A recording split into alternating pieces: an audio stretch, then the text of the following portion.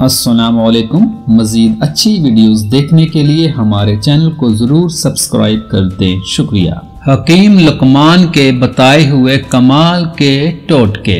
अदरक का छोटा सा टुकड़ा चबाने से जिस्म में मौजूद गैर ज़रूरी गैस फितरी तरीके से खारिज हो जाती है, जबकि इसके रोज़ाना इस्तेमाल से इजाफी गैस भी नहीं बनती।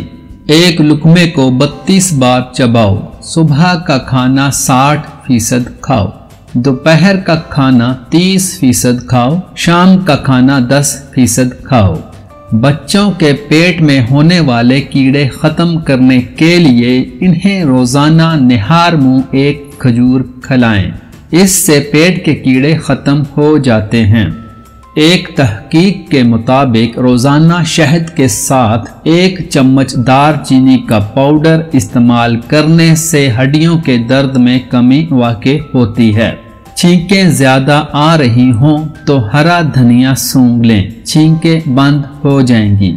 अगर रात को सोते हुए आपके मुंह से थूक टपकती है तो आप बहुत खुशकिस्मत आदमी हैं, क्योंकि ये इस बात की अलामत है कि आपकी नींद में कोई खराबी नहीं है और आपका जिस्म और दिमाग नींद से भरपूर इस्तिफादा कर रहा है।